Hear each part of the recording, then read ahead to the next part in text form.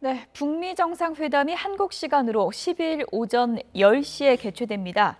회담 일정과 장소의 윤곽이 드러나는 가운데 북미 정상의 의전에도 세계의 관심이 쏠리고 있습니다. 전문가 세 분을 모셨습니다. 양무진 북한대학원 대학교 교수, 이종훈 정치평론가, 김태현 변호사 세 분 모셨습니다. 어서 오세요. 안녕하세요. 네, 역사적인 북미 정상의 첫 악수. 미국 시간으로 몇 시에 이루어질까요? 주제어 보시죠.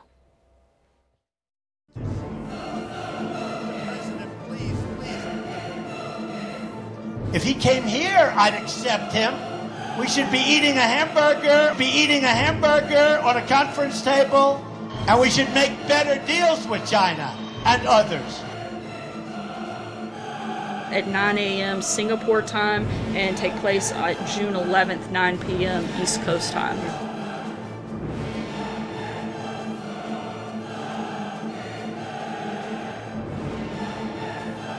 And a lot of things have already happened with respect to the hostages, and I think you're going to see very good things. As I said yesterday, stay tuned, stay tuned.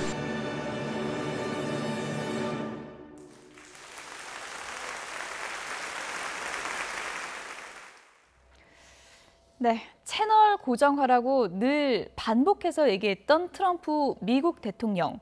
북미 정상의 첫 악수를 미국의 프라임 시간대로 잡았네요.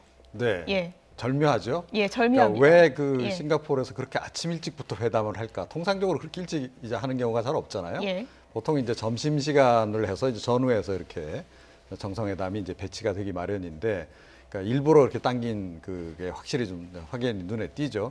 그러니까 채널 고정하라 그랬으니까 이제 채널을 책임지셔야 되는 거죠, 트럼프 대통령께서. 예. 그래서 이제 미국 국민들 입장에서는 사실은 그래서 잠 못 이루는 밤이 될 것 같습니다, 그날. 예. 네.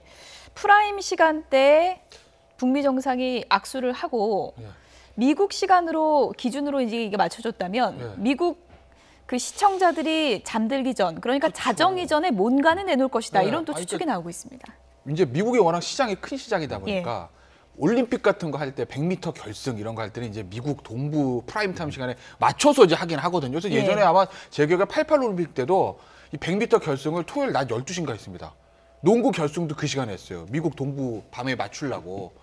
그런 건데 제가 하다 정말 이 정상회담을 미국 프라임타임 시간에 맞출 것이라고는 상상을 못했는데 어쨌든 그렇게 보이죠. 아침 9시 너무 이르지 않습니까? 우리는 좋지만 시차상으로서 저희는 좋지, 오전이가 좋지만 미국 프라임타임 맞춘 것 같은데 하나 이제 불안한 건 이 트럼프 대통령 그동안의 성향상 쇼를 좋아하고 TV 방송 쇼를 또 스타덤에 올랐던 사람이기 때문에 과연 이 싱가포르 북미 정상회담의 목적을 과연 트럼프 대통령이 어디에 두고 있겠는가?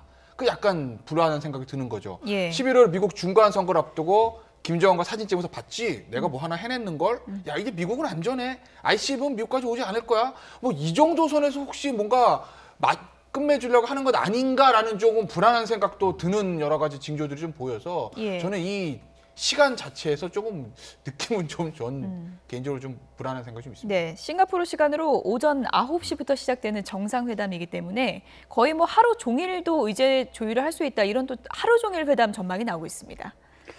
그래서 지금 이제 보통 이렇게 정상회담하면 현지 시간이 상당히 중요하죠. 현지 시간은 9시 이렇게 보통 정상회담 사례가 있는 건 잘 모르겠어요. 그렇죠. 너무 이르죠. 그래서 그런 거 하나 있고 아마 그런 측면을 봤을 때 이것은 세계의談판이기 때문에 이 비핵화, 체제조장, 이 북미 간에 아무도 가보지 못한 길이잖아요. 지금 이 가보지 못한 길에서 첫 발을 내딛는데 이 뭐 트럼프 대통령 입장에서는 미국의 국민들과 함께 하고 싶은 생각, 정치인으로서 있겠지요. 그래서 아마 동부 워싱턴의 시간으로 9시 잡은 게 아니어 보이고 이런 이 미국 입장에서는 상당히 자신이 주도하는 모습을 보였지만도 또 한편은 김정은 위원장 입장에서는 한 발 양보했다 보여지겠죠. 그러나 항상 협상 항상 주고받는 겁니다. 그래서 김정은 위원장이 양보했다 하면 회담의 내용에 있어서는 또 미국 측으로부터 양보를 받아내는 게 있겠죠.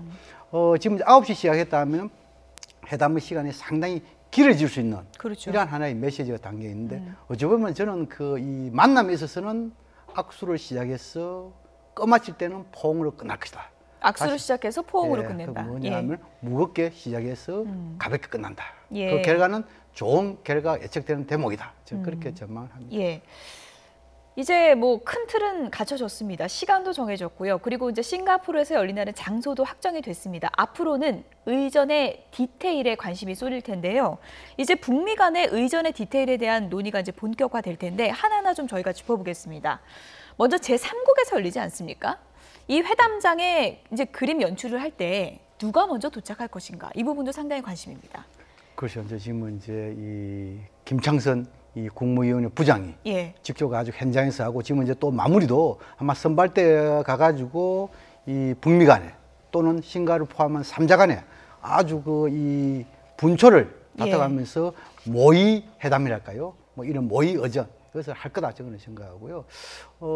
특히 이제 이 김정은 위원장이 된 존엄을 상당히 중시하는 거기 때문에 비행기에서 내리면은 카페트를 어떻게 깔 것인가. 또 그리고 지금 이제 회담장에 들어가면 있어가지고 공동 입장할 것인가, 개별 입장할 것인가, 또 회담의 탁장 뭐 이런 것도 여러 가지 보겠죠. 그렇죠. 어떻든 간에 김창선의 그 나름대로 지금까지 노력 이것이 한꺼번에 빛을 발휘할 수 있는 것이 이번 싱가포르 정상회담에서 가지고 존엄을 지키는 것이 아니겠냐 그런 생각이 듭니다. 그러니까요. 회담장에서 첫 악수를 하는 그 장면이 상당히 이제 전 세계인의 시선이 쏠릴 텐데 그래서 이제 그 회담장 안에 문이 2개가 필요한 게 아니냐 이런 얘기가 나오고 있습니다. 그러게요. 근데 뭐 모르겠습니다. 또 왈칵도 껴안을 수도 있는 거다. 이제 트럼프 대통령이 워낙 또 이 좀 파격적인 그런 상황인데다가 또 국민들에게 지금 다 이미 공지를 했잖아요.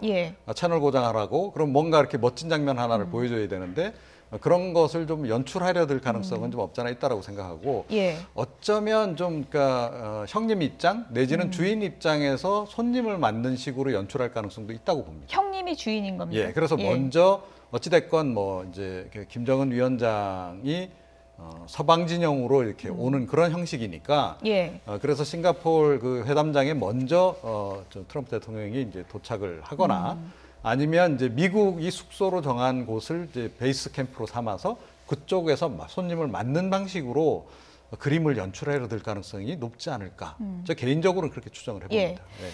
역사적인 북미 정상의 첫 악수 그리고 첫 기념사진이 어떻게 찍히고 어떻게 공개될 것인가도 상당히 관심사인데요.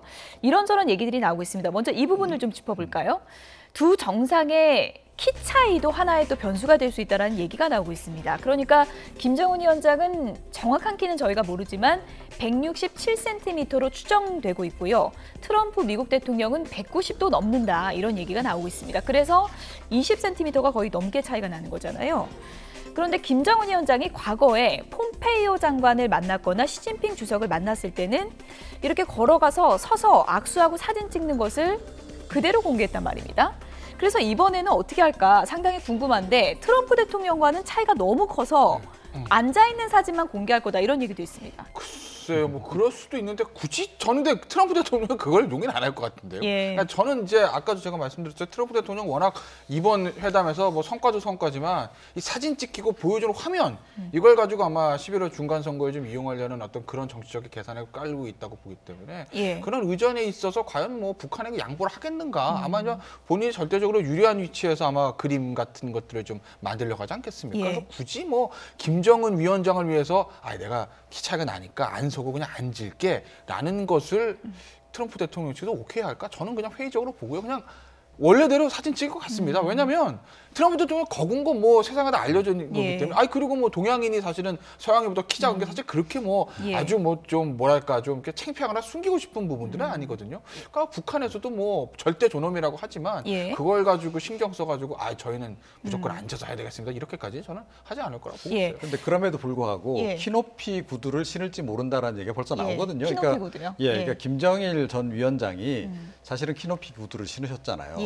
우리 언론에도 여러 번 보도되고 이제 그랬는데 그래서 물론 이제 뭐 그 트럼프 대통령이 워낙 크기 때문에 어느 정도 이제 격차가 있을 것은 예상은 되는데 사실은 좀 격차가 좀 많이 나거든요. 자, 그래서 어쩌면 키높이 구두를 신고 나타날 수도 있다. 그래서 아마 그날 그 뭐 외신도 그렇고 우리 언론들도 그렇고 이 김정은 위원장의 그 구두 굽에 상당한 관심을 좀 갖지 않을까 이렇게 생각이 되네요. 물론 뭐 키 차이나 이런 외형적인 부분이 중요한 건 아니지만 북한 내에서도 김정은 위원장의 이미지 연출을 상당히 좀 중요시하기 때문에 김정은의 동선을 이렇게 이제 키로 이렇게 차이가 나는 부분을 좀 드러내지 않는 동선으로 바꿀 가능성도 있다고 보는 시각도 있더라고요. 북한은 아마 이 주민들에게 생방송하는 것이 아니고 녹화 방송이기 때문에 예. 충분히 이 편집이랄까요? 예. 이 연출을 하겠죠. 예. 그래서 아마 이 김정은 위원장이 G1 국가, 미국의 트럼프 대통령과 군사적인 지도자상으로서 어깨를 나란히 하고 있다. 이런 측면을 봤을 때 아마 이런 안전 장면이라든지 이런 정도로 중심을 해가지고 보여줄 것이다. 저는 생각합니다. 예. 하나 첨언해서 말씀드리면 예. 예전에 시진핑 만나러 베이징 가지 않았습니까? 중국 CCTV에서 방영한 화면이랑 한 이틀인가 있다 조선 중앙TV에서 방영한 화면이 전혀 다릅니다. 예. 그러니까 김정은 위주로 편집한 거 아니겠어요? 그러니까 예. 진짜 그 편집을 할 거예요. 이번에. 네, 이번에는 또 어떤 식의 편집을 선보일지 좀 지켜봐야 될 것 같고요. 외신들이 지금 가장 관심을 보이고 있는 부분 가운데 하나가 바로 이겁니다. 트럼프 미국 대통령이 대선 후보 시절에 얘기했던 햄버거 회동이 정말 이루어질 수 있을까? 오찬이나 만찬에서 햄버거 메뉴가 등장할 것인가? 이 부분인데 어떻게 보십니까? 네, 뭐 오찬이나 만찬 또는 그 중간에 간식이 될 수도 있겠죠. 예. 그러니까 회담이 만약에 굉장히 길어진다라거나 예. 아니면 지금 뭐 흘러나오는 얘기처럼 그날 당일에도 몇 차례 이렇게 나눠서 이렇게 한다라고 한다면 충분히 그 중간에 햄버거가 등장할 가능성이 있다. 그리고 트럼프 대통령이 워낙 햄버거를 좋아하잖아요. 예. 그리고 추정컨대 이 김정은 위원장도 햄버거를 좋아할 것으로 이렇게 보입니다. 체형으로 추정컨대 그런데 그래서 중간에 어떤 햄버거를 먹으면서 예컨대 뭐 이제 도보다리 그 장면과 같은 그런 그 순간에 예. 오후에 그러니까 햄버거를 이제 함께 먹으면서 예. 두런두런 얘기를 나누는 그런 모습을 우리가 좀 볼 수 있을지도 모르겠다 이런 생각을 샹그릴라 하게 되죠. 호텔로 정해지면은 뭐 프로포즈 명소라고 하는 또 이제 그러게요. 오키드 그린하우스가 있잖아요. 네, 좀 예. 사실은 그런 그 프로포즈 장소에서 햄버거를 먹는 게 약간 좀 민망하긴 한데, 예. 꼭 뭐 그 장소가 아니더라도 예.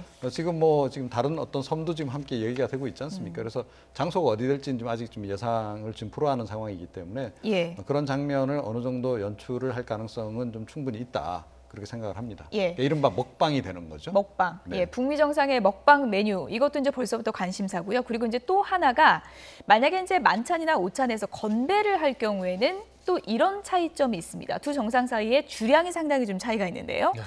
김정은 위원장은 뭐 와인 10병이다 이게 사실인지 모르겠는데 주량이 상당히 센 것으로 알려지고 있고 트럼프 미국 대통령은 술을 전혀 안 하는 걸로 알려져 있고 오히려 이제 콜라를 좋아한다 그래요. 그래서 이제 건배를 할 때는 어떤 음료로 할 것인가 이 부분도 좀 관심사인 것 같습니다.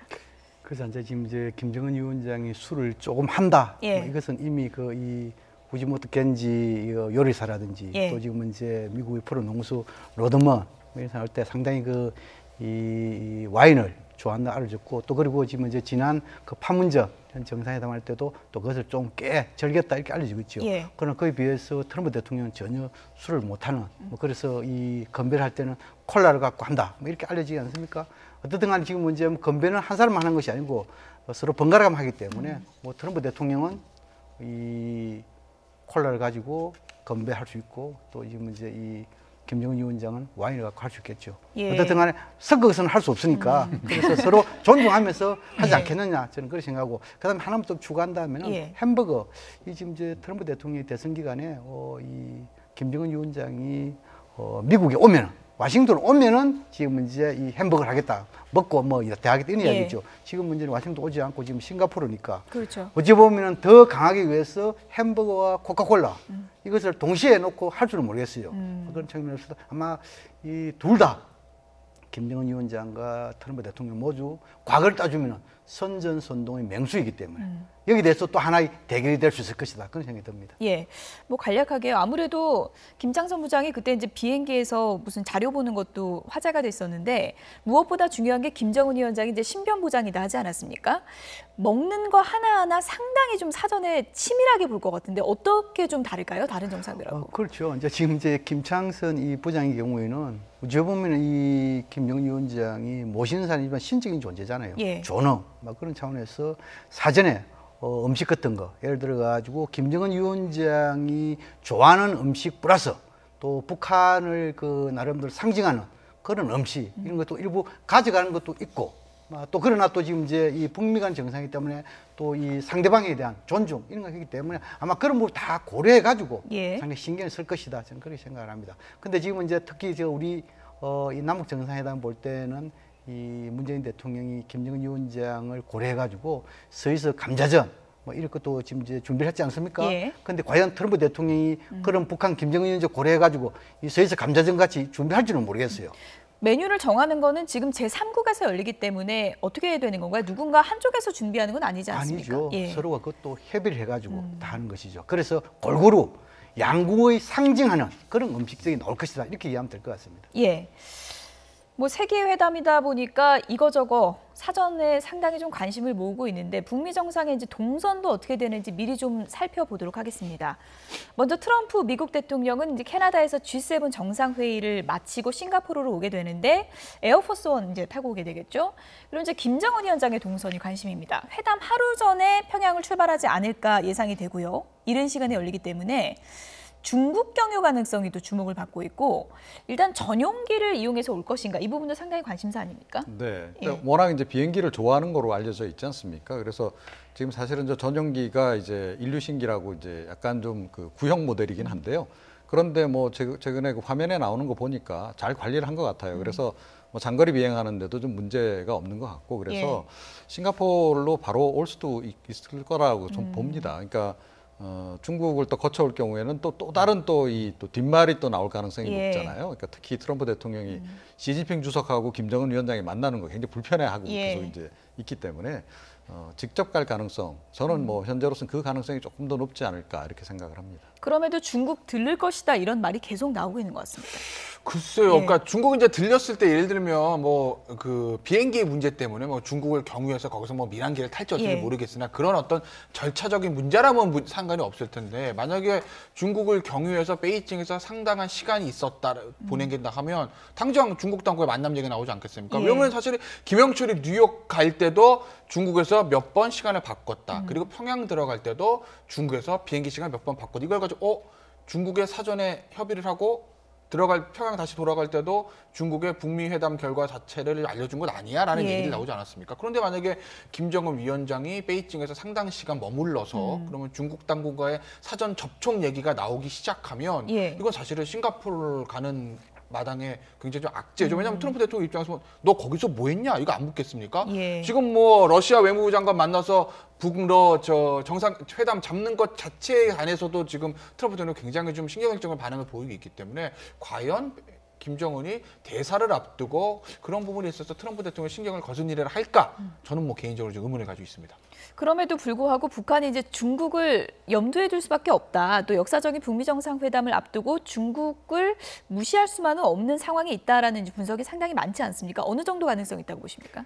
그래서 이제 지금은 이제 그 김정은 위원장의 전용기 예. 참매 1호 예. 논스톱으로 아마 5,000km 이 정도까지는 가는데 큰 무리가 없을 것이다 저는 생각하고 그렇지만 이제 기술적인 문제와 정치적인 문제 두 가지를 다 이렇게 놓고 분석해야 됩니다. 예. 김정은 위원장 입장에서는 아마 그 이 기술적인 이런 관점에서 봤을 때 이 전용기 참매 1호뿐만 아니고 고려항공 소송의 수송기 이것도 예. 같이 가야 되기 때문에 예. 수송기라면 예를 들어 가지고 무슨 차량이라든지 경호 차량 같지 않습니까? 이런 거 같이 가야 되기 때문에 그것을 동시에 갈라 하면은 적어도 하루 전날 밤 아니면 새벽 일찍 가야 되잖아요. 그렇죠. 지금 평양에서 싱가포르 가려면 적어도 6시간, 7시간 걸리잖아요. 또 그리고 이동 거리가 있기 때문에 싱가포르에서 그럼 적어도 한두 시간 전에 도착해야 되는데 전날 갈 수밖에 없겠군요. 그렇죠. 그렇게 되면. 그런 관점 먼저 있고 두 번째는 뭐냐면 정치적으로 지금 이제 김정은 위원장 입장에서는 이 북미 정상회담, 세계의 정상회담을 앞두고 좀 뭔가 우군이 필요하겠죠. 예. 그래서 이제 가기 전에 이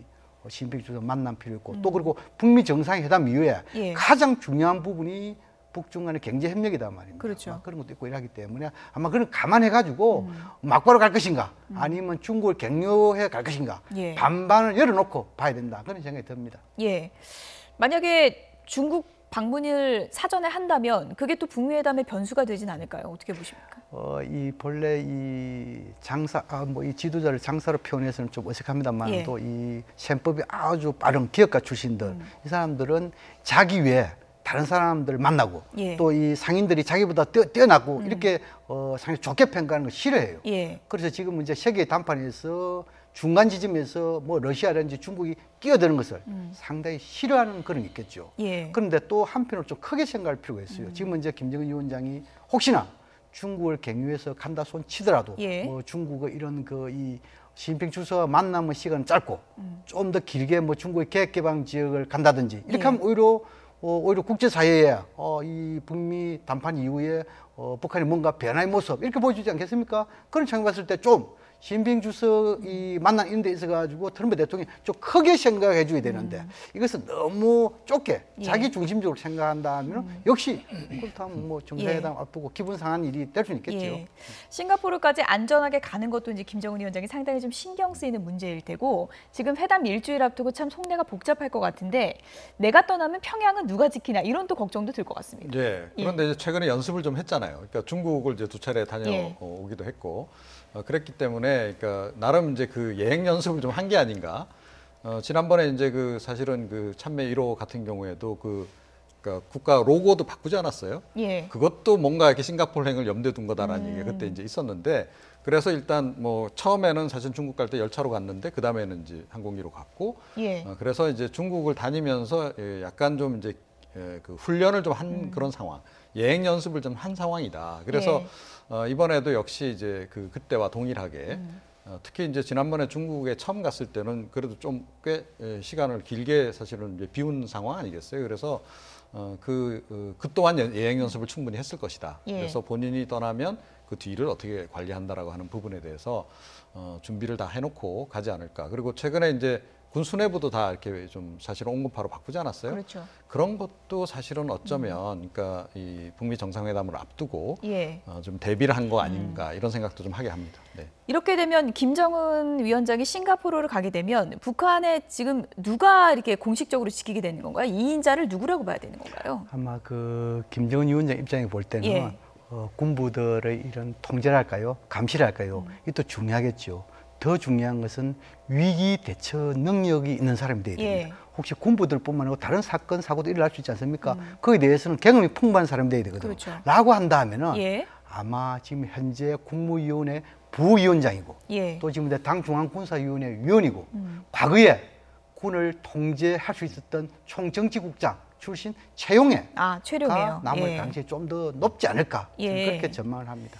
최룡해는 남아서 평양을 지킬 가능성이 큰 거고 그리고 김영철, 김여정은 수행할 가능성이 지금 높죠. 어떻게 보십니까? 그래서 뭐 김영철이가 동행한다는 것은 그건 기정사실화된 것이고 지금은 이제 이 김여정 동생은 지금 이제 갈 것인가 아니면은 평양에 머물 것인가 반반입니다. 만약에 남북 관계 이렇게 하고 또 이 북중 관계 이래 하면 갈 수도 있고 안 갈 수 있는데 지금은 이제 북미 관계 여기에 대해서 이 김여정이가 무슨 역할을 할 수 있을까?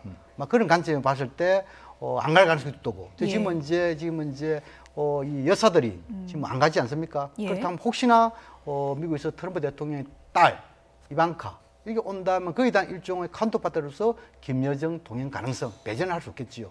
그렇게 보면 될 것 같습니다.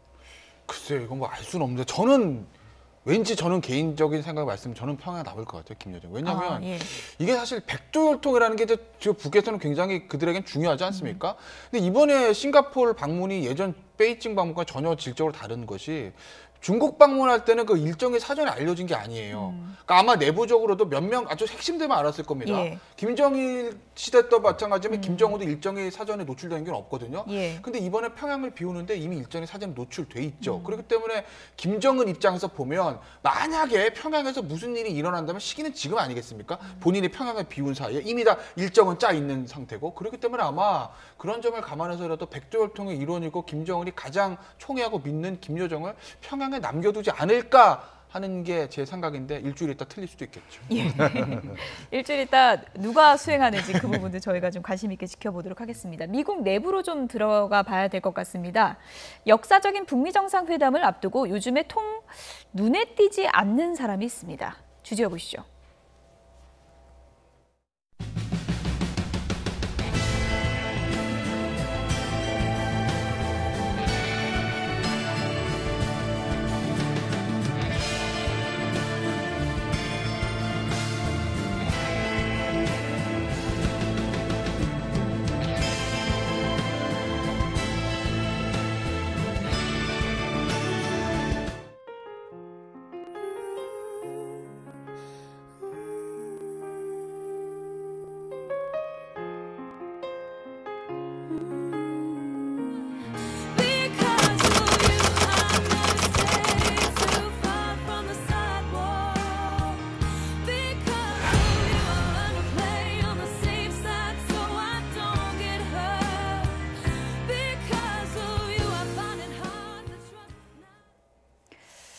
그래도 한미 정상회담 때는 뒷벽에 서 있었는데 이번에 김영철이 방문했을 때는 오벌 오피스에 들어가지도 못하고 창문 사이로 봤다라고 합니다. 네. 이거 어떤 게 의미할까요? 폼페오 장관이 이제 요구를 했다라는 얘기도 좀 들려요. 예. 사전에. 그러니까 이 좀 수행 함께 그 이제 배석을 시키면 오히려 이게 좀 악영향을 미칠 거다 회담 자체에. 그래서 이제 요청을 해서 그게 이제 받아들여졌다는 얘기도 있고. 예. 조금 전에 이제 나왔습니다만 CNN 보도에 따르면 뭐 그러니까 두 사람이 굉장히 한판했다 뭐 예. 이런 얘기도 좀 들리는데 또 그런 일은 없었다라고 또 하는 또 보도도 또 함께 나오고 있는 그런 백악관에서는 아니라고 상황인데요. 해명했다 그러죠. 예, 그런데 이 존 볼턴을 기용한 시점을 우리가 생각을 한다면 그러니까 트럼프 대통령이 이렇게 어찌됐건 북미 대화가 본격화되는 그 시점에 딱 그 데리고 왔단 말이에요. 자, 그럼 분명히 뭔가 의도가 있다. 그러니까 어떤 본인의 생각하고 상당히 가까운 인물을 가까이 옆에 놓고 본인이 좀 중심을 좀 잡지 못하고 흔들릴 때 옆에서 좀 방향성을 좀 잡아줄 사람이 필요했던 거 아닌가 이런 생각을 좀 생각을 하게 하거든요. 자, 다만 지금은 시청률이 중요한 상황이죠. 예. 자, 그래서 일시적으로 출연 정지 예, 저는 시킨 것이다. 예. 그렇게 생각을 합니다. 예, 그래픽으로 한눈에 좀 비교를 해보죠. 존 볼턴의 위치가 이렇게 달라졌습니다. 일단 왼쪽이 한미 정상회담 때인데요. 불과 이제 지난달 말인데 문재인 대통령과 트럼프 미국 대통령의 회담 때 저 뒷벽에서 굉장히 그 예리한 눈빛으로 다 지켜보고 있었습니다. 그런데 불과 며칠 후 지난 2일 김영철 부위원장 백악관 방문 때는 아예 들어오지도 못하고 저렇게 창문 사이로 사진에 찍혔습니다. 이에 대해서 CNN이 이렇게 보도를 했습니다. 내용을 보시죠. 트럼프 대통령과 김영철 부위원장이 회동한 자리에서 볼턴 보좌관은 보이지가 않았다. 폼페이오 장관과의 균열이 더 깊어지고 있다는 걸 보여주는 상징적인 광경이다. 이렇게 분석을 했습니다. 위치에서 보듯이 존 볼턴 보좌관이 밀려난 겁니까? 글쎄요. 지금은 이제 이 존 볼턴 그 보좌관이 이 임명한 시점에 보면은 예. 자기의 그 이야기였죠. 과거 자기의 한 이야기는 잊어라. 이제는 트럼프 대통령이 참모다. 이렇게 얘기했죠. 그러면 뭐냐면 트럼프 대통령의 철학, 전략 함께 한다는 표시 아니겠어요? 그런데 어느 시점에 가니까 오히려 그 참모로서보다도 자기의 고유의 목소리, 네오콘의 목소리를 대변하는 예. 그런 측면에서 트럼프 대통령 입장에서는 조금 불편한 것이 아니겠냐. 저는 그렇게 보고요. 예. 그렇지만도 그래도 트럼프 대통령의 1급 참모 아니겠습니까? 어느 정도 역할 분담이랄까요. 예를 들어가지고 좀 이 북미 관계가 중요하다. 이럴 때는 폼페이오 장관을 내세우고 또 때론 좋지만 또 압박할 때 이럴 때는 볼턴을 내세우는 그런 역할 분담이 있어가지고 어느 정도 하는 상황이에요. 예. 지금 상황에서는 오히려 지금 폼페이오를 앞세우기 때문에 지금 뒤처지지 않은 거겠냐. 저는 그렇게 생각합니다. 그렇다면 북미 회담 열릴 때 싱가포르 가면 폼페이오 장관만 같이 갈까요? 아니면 존 볼턴도 같이 갈까요? 어떻게 보십니까? 이것은 뭐냐면은 이 비핵화란 거, 또 체제 보장인 거. 예를 들어 비핵화 하면은 볼턴이 안 갈 수가 없겠죠. 또 체제 보장 하면은 향후 다 이 외교와 관계되고 다 이런 상황이기 때문에 이것은 폼페이오 안 갈 수 없겠죠. 만약에 지금 이런 세계의談判 이런 상황에서 볼턴이 만약에 참석하지 않는다, 가지 않는다라고 한다면 그 자리 지키기는 쉽지 않을 것이다. 저는 그렇게 생각을 합니다. 예, 따라가는지 안 가는지도 또 유심히 봐야 되겠군요. 아주 중요한 부분이죠. 예.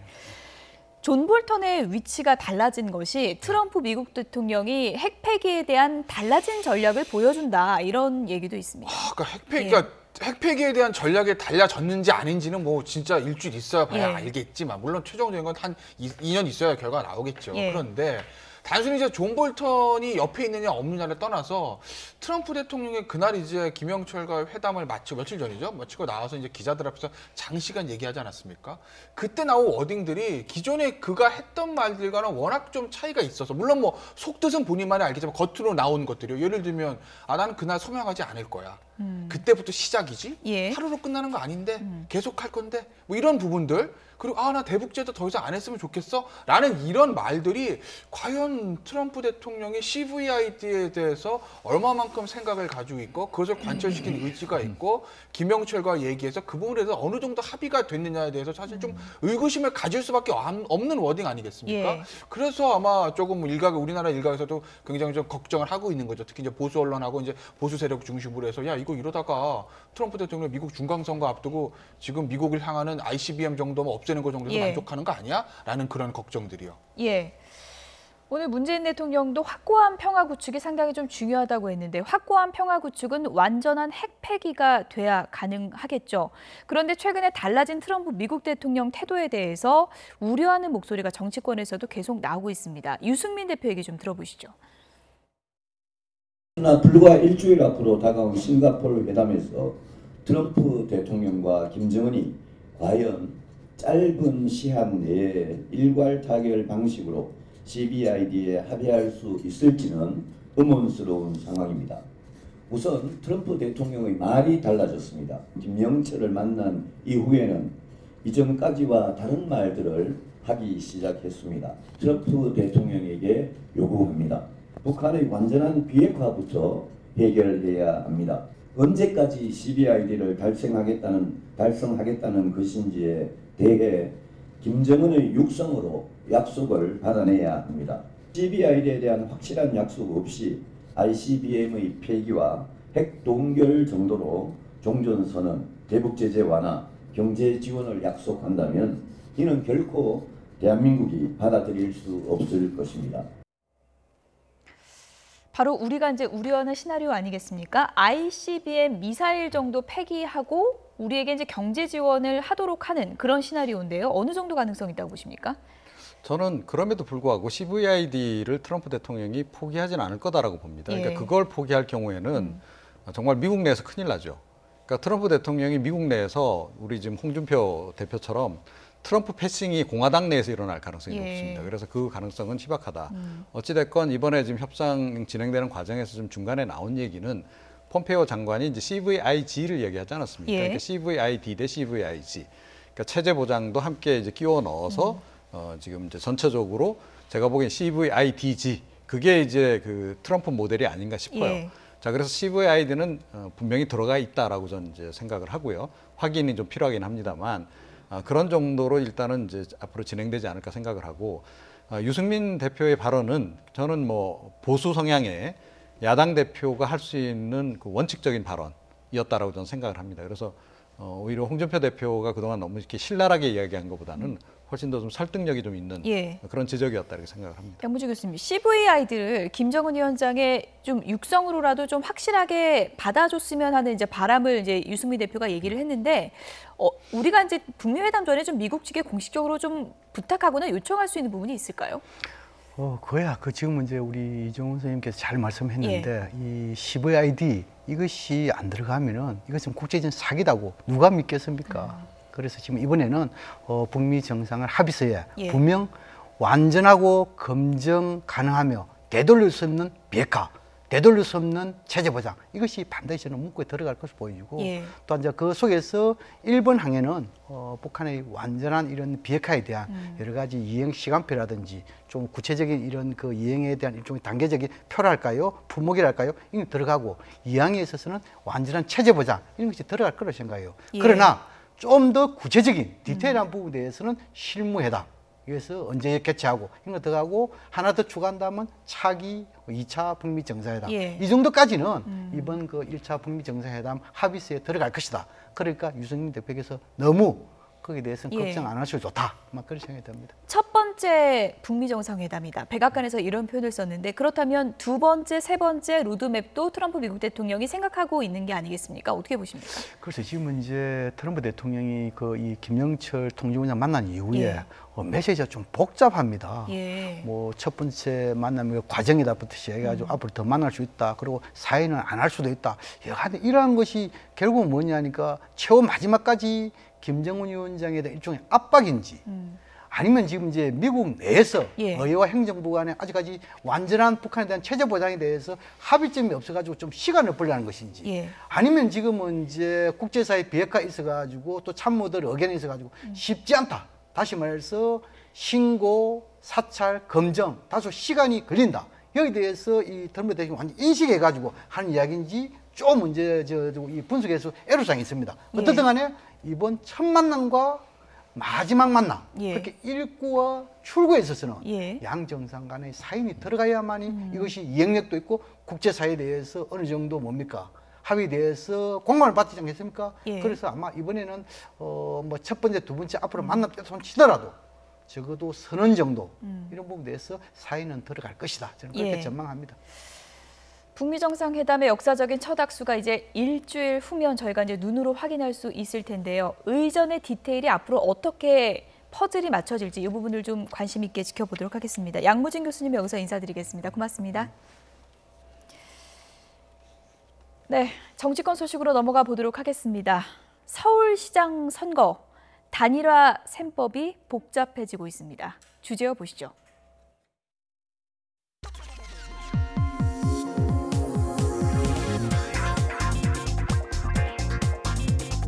길거리 가다 보면 단일화해야 한다, 단일화해야 한다 이런 말들이 많고 또 김문수 후보도 고민이 많을 겁니다. 그래서 안 되는 게 뻔한데 뻔하는 선거를 해야 될 것인가. 추세로 보면은 안철수가 우세하고 안철수가 대표성을 갖고 있고 결국은 김문수 후보의 결단이다. 저보고 결단만 내리라고 하는데 제가 무슨 결단을 내려야 될지 의견 일치가 안 되고 있습니다. 박원순 후보는 민주당 지지를 깎아먹습니다. 김문수 후보도 자유한국당 지지보다 못 나옵니다. 저만 우리 정당 지지도 몇 배로 지금 받고 있습니다. 지금 시간상으로 단일화라는 것이 이미 늦었다고 저는 보고 있습니다. 여론조사상으로 적은 사람이 양보하는 것이 맞다고 보는 겁니다. 그 여론조사 이전에 구글 트렌드나 네이버 트렌드 한번 봐보십시오. 예를 들면 안 후보는 지금 반대로 이야기하고 있습니다. 상당히 어려운 지경이 있습니다.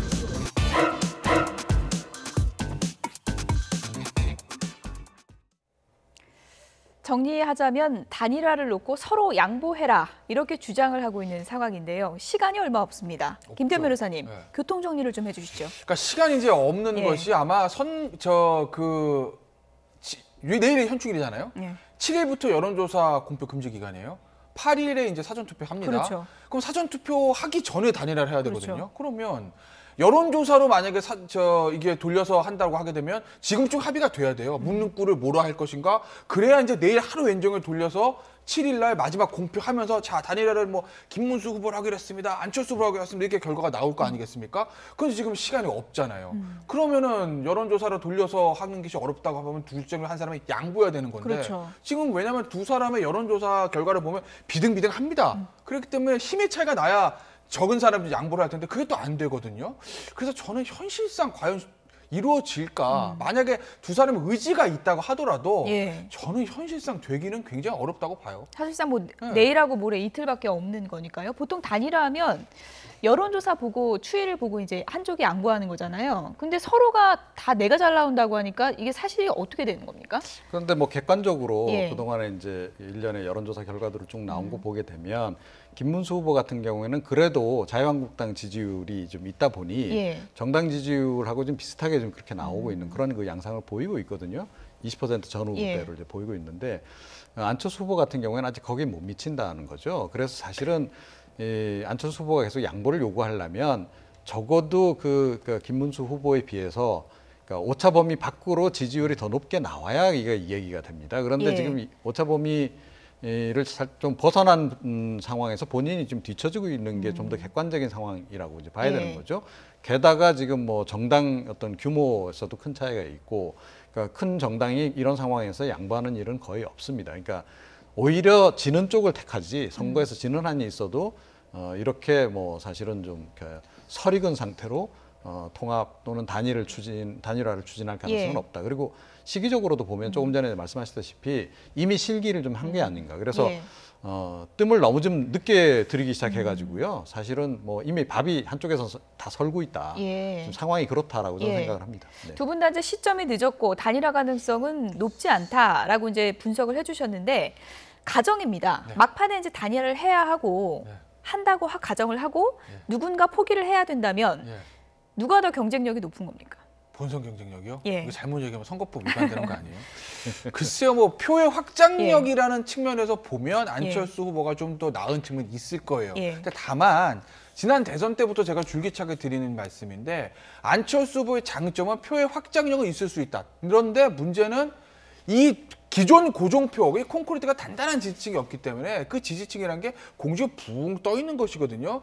그러니까 바람이 불지 않으면, 말 그대로 확장되지 않으면 그런 고종표가 없는 상태에서는 오히려 김문수 후보보다도 안 나올 가능성이 많은 거죠. 예. 더군다나 지금처럼 이 여권이 워낙 강세고 야권이 지금 지리멸렬한 상황에서는 기본적인 이 조직을 돌려서 얻을 수 있는 단단한 조직표가 굉장히 중요하거든요. 그걸 딛고 이제 확장성을 따져야 되는데, 확장성을 따지기 전에 디딜 수 있는 이 바닥이 좀 너무 좀 무르기 때문에 예. 과연 안철수 후보의 뜻대로 그렇게 표의 확장성의 성과가 나올지는 그건 좀 의문스럽긴 해요. 제가 안철수 이제 후보의 논리를 다시 한번 설명을 해드리면, 김문수 후보는 당 지지율보다 낮게 나오고 본인은 당 지지율보다 몇 배가 더 나온다. 그래서 인물 경쟁력을 보면 내가 더 있다. 이렇게 이제 주장을 하는 거거든요. 네. 예. 그러니까 계속 동의하십니까? 인물론 얘기했지 예. 않습니까? 그러니까 인물은 내가 낫다. 예. 그러니까 내 쪽으로 단일화를 해야 하니 뭐 지금 뭐 복잡하게 할 거 없고 예. 김문수 후보 사퇴하세요. 그 얘기거든요. 예. 자, 그런데 지금 이제 김문수 후보도 똑같은 얘기를 하고 있잖아요. 그러니까 아니 우리가 그래도 정당 지지율도 더 높고 정당도 규모도 크고 그런 상태인데, 아니 내가 뭐 지금 봐서도 2등 할 것 같은데 뭐 굳이 3등을 예. 할 가능성이 높은 후보에게 왜 양보를 해야 하지? 라고 지금 이야기를 하는 거죠. 사실은 굉장히 합리적인 그 얘기 아니에요? 자, 그런 거고, 홍준표 대표도 오늘 그래서 또 한마디 하셨잖아요. 그러니까 이 안철수 대표야말로 그러니까 지금 정말 용단 내지 구국적인 결단을 내려서 사퇴해 주길 바란다라고 지금 얘기를 좀 했거든요. 예. 자, 그게 자유한국당이 내밀 수 있는 카드의 마지노선 같아요. 자, 그렇기 때문에 예. 그러니까 지금 이제 안철수 후보가 정말로 단일화를 성사시키고 싶다면 그야말로 엄청나게 그 큰 카드일 뿐만 아니라 자유한국당 지도부가 도저히 거절하기 힘든 카드를 던져야 되는데, 그게 뭘까요? 그걸 말씀드릴 수는 없고요. 네. 그런 카드를 던질 정도의 정치력이 예. 과연 있는지 의문입니다. 네, 어쨌든 지금 뭐 박원순 후보 같은 경우에는 나는 내 갈 길 간다. 그렇죠. 기자들이 단일화 질문을 많이 해도 거의 신경 안 쓰는 분위기거든요. 왜냐면은 지금 일단 산술적으로 나왔을 때 지금 진짜 시너지 효과가 없다고 하고 두 사람의 김안 두 사람의 지지율을 산술적으로 더한다고 했을 때도 저 박원순 후보가 이제 앞서는 결과들이 많이 나오고 있기 예. 때문에, 그렇기 때문에 박원순 후보는 조금 여유를 가질 수밖에 없는 거고, 그리고 예전에 그런 얘기 하고 있지 않습니까? 코끼리를 생각하지 말라고요. 예. 박원순 후보 입장에서는 단일화에 대해서 굉장히 신경질적인 반응을 보이고 굉장히 신경 쓰는 반응을 보일수록 단일화되면 좀 어려운가 봐. 뭐 예. 이런 것들이 형성될 수 있기 때문에 애써 좀 무시하는 전략을 쓰는 것 같고, 예. 또 하나 제가 좀 단일화가 좀 어려운 이유를 하나 들자면, 모든 선거가 끝나면 일단 정계의 어떤 흐름들이 마무리됩니다. 그런데 이번 지방선거는 제가 봤을 때 특히 야권에 있어서는 끝이 아니라 새로운 시작이거든요. 지방선거 이후에 반드시 어느 시점에가 있을 야권의 정계 개편, 이거의 키를 누가 지고 이거의 주도권을 누가 지느냐의 싸움이 지금 이 단일화 문제에 걸려있기 때문에 어느 한쪽도 쉽사리 양보할 수 없죠. 예. 김안 둘 중에 한 사람이 양보를 하게 되면 양보를 받는 쪽이 다음 지방선거 이후에 있었던 정계 개편에서 주도권을 줄 수밖에 없는 노릇이거든요. 예. 그렇기 때문에 이게 단순히 당락의 문제가 아니기 때문에 그렇기 때문에 단일화가 저는 쉽게 되지 않을 거라고 보는 거죠. 예, 간략하게요. 아무래도 이제 단일화를 만약에라도 내일이나 모레 중에 한 후보가 결단을 한다면 단일화 변수가 크게 작용할 거라는 판단이 들어야 하지 않겠습니까? 네. 어느 정도 변수가 될 수 있다고 보십니까? 그러니까 제가 보기에는요, 예. 그게 그렇게 결정적인 변수가 될 것 같지가 않아요. 예. 이번 같은 상황에. 그러니까 이미 이제 지표상으로도 이제 어느 정도 확인이 되지만, 그러니까 1등과 2등, 3등의 이 격차가 좀 너무 좀 많이 벌어져 있는 상황이 아닌가. 그리고 이 나머지 2, 3위 후보가, 그러니까 1위 후보를 압도할 만한 뭔가 이슈를 좀 이렇게 선도할 수가 있어야 되는데 예. 지금 상황이 그렇지 않은 것 같아요. 굉장히 그야말로 무기력하게 2, 3위가 지금 대응을 하고 있는 상황이어서, 그러니까 이걸 좀 설령 단일화를 하더라도 반전 국면을 만들기는 쉽지 예. 않을 것 같다. 이런 생각입니다. 시간이 내일하고 모레인데요. 그 안에 어떤 결단이 내려질지는 좀 지켜보도록 하겠습니다. 끝으로 간략하게 이명희 씨 얘기를 좀 해보겠습니다. 갑질 폭행 혐의로 구속 기로에 있었는데 일단은 기각이 됐고요. 네. 지금 이제 또 하나 알려진 사실이 피해자들 가운데 거의 절반 정도하고는 또 합의를 했다 그래요. 그러니까 이렇게 되면 사실은 기각을 할 수밖에 없었을 거예요. 예. 판사 입장에서 보면. 왜냐하면 이게 이제 국민의 이제 감정 이런 걸 떠나서 피해자가 있는 범죄에서 가장 중요한 건 피해 회복과 피해자의 이제 합의 그거거든요. 근데 이제 절반 정도가 어찌 됐던 간에 아니 나는 뭐 합의를 했다. 뭐 용서를 한다는 이런 그 탄원 이런 것들이 합의서가 들어가면 그러면 사실은 가벌성은 좀 낮아지는 것이기 때문에 이명희 전 이사장에게서는 상당히 그런 부분이 좀 유리하게 작용할 수밖에 없었던 거고 그러니까 거기다가 이제 판사가 재판부에서 어제 그 밝혔던 대로 법리적인 다툼들 그건 결국 상습 폭행의 상습성을 인정할 수 있는 이 부분일 거예요. 그리고 아마 사실관계에 대한 다툼들 이거는 왜냐하면 이 폭행이 사실 어제 그제 일어난 게 아니라 7년 동안 일어난 것이기 때문에 과거의 일들에 대해서 경찰이 얼마나 입증할 수 있었겠느냐라는 그런 현실적인 어려움들이 있거든요. 거기다가 저렇게 만약에 피해자의 반이 합의를 했다고 하게 되면 그러면 사실은 구속영장 발부의 가능성이 좀 더 낮았던 것은 맞는 거죠. 그리고 이제 또 한 가지 이제 보도가 된 내용인데 분노 조절 장애 진단서를 제출했다 이런 얘기도 좀 전해지고 있더라고요. 이거는 어떻게 봐야 될까요? 그런 것들은 이제 사실은 이명희 전 이사장의 녹취록이나 영상을 보면 조금 좀 이상하다는 생각은 저는 개인적으로 하긴 했어요.